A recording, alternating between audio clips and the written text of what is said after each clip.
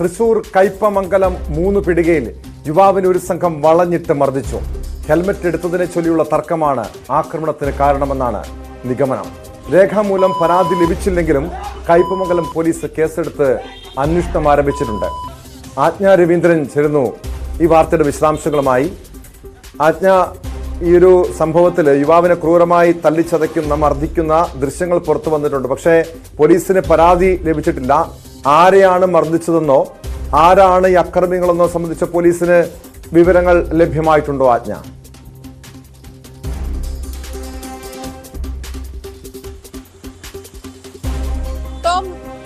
തൃശൂർ പെരിഞ്ഞനം സ്വദേശികളായ അശ്വിൻ, ജിതിൻ എന്നിവർക്കാണ് മർദ്ദനമേറ്റത്.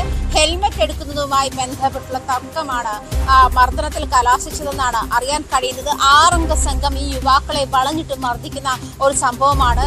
കയ്പമംഗലം 3 പീടികയിലാണ് ഈ സംഭവം ഉണ്ടായത്. ഇതിന്റെ CCTV ദൃശ്യങ്ങളാണ് നമ്മൾ അല്പം മുൻപ് കണ്ടത്. ഈ ഒരു സാഹചര്യത്തിൽ ആൾക്കൂട്ടം മർദ്ദനം ഇങ്ങനെ ഏറി വരുന്ന ഒരു സാഹചര്യം കൂടി ഇന്ന് സമൂഹത്തിൽ നിലവിലുണ്ട് എന്ന് വേണം മനസ്സിലാക്കാൻ. നാട്ടുകാർ ഇടപെട്ടതിനെ തുടർന്നാണ് ഈ യുവാക്കളെ ആക്രമിക്കുന്നതിൽ നിന്നും ഈ 6 അംഗ സംഘം പിന്തിരിഞ്ഞത് എന്നാണ്. ഇവരെ നിലത്തിട്ട് ചവിട്ടുകയും തലക്കടിക്കുകയും ചെയ്യുന്ന ദൃശ്യങ്ങളാണ് CCTV ദൃശ്യങ്ങളിലൂടെ നമുക്ക് വ്യക്തമാക്കാൻ കഴിയുന്നത്. എന്നിരുന്നാലും ഇരിങ്ങാലക്കുട ആശുപത്രിയിൽ ഇവരെ അഡ്മിറ്റ് ചെയ്തെങ്കിലും പരാതി നൽകാതെ ഇവർ രണ്ടുപേരും ഒഴിഞ്ഞു മാറുകയായിരുന്നു എന്നാണ് മനസ്സിലാക്കുന്നത്. എന്നാൽ ദൃശ്യങ്ങൾ കിട്ടിയ ശേഷം CCTV ദൃശ്യങ്ങൾ കിട്ടിയതോടെ പോലീസ് സ്വമേധയാ കേസെടുത്തു എന്നാണ് മനസ്സിലാക്കാൻ കഴിയുന്നത്. എന്നാലും പ്രതികൾ ആര് എന്നുള്ളത്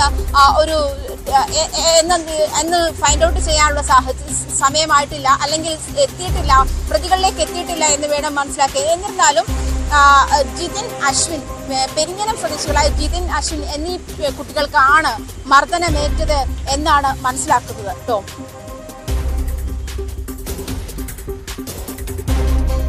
ആജ്ഞ രവീന്ദ്രനാണ് വിവരങ്ങൾ നൽകിയത്. തൃശൂർ കയ്പമംഗലത്താണ് യുവാവിനെ ഹെൽമറ്റ് എടുത്തതിനെ ചൊല്ലിയുള്ള തർക്കത്തെ തുടർന്ന് സംഘം ചേർന്ന് വളഞ്ഞിട്ട് ക്രൂരമായി മർദ്ദിച്ചത്. അതിക്രൂരമായിട്ടുള്ള മർദ്ദനത്തിന്റെ ദൃശ്യങ്ങളാണ് പുറത്തു വന്നത്. പ്രതികളെ ഉടൻ പിടികൂടാൻ കഴിയുമെന്നാണ് പോലീസിന്റെ പ്രതീക്ഷ. സ്പോട്ട് ലൈവ് പൂർണ്ണമാകുന്നു. നമസ്കാരം.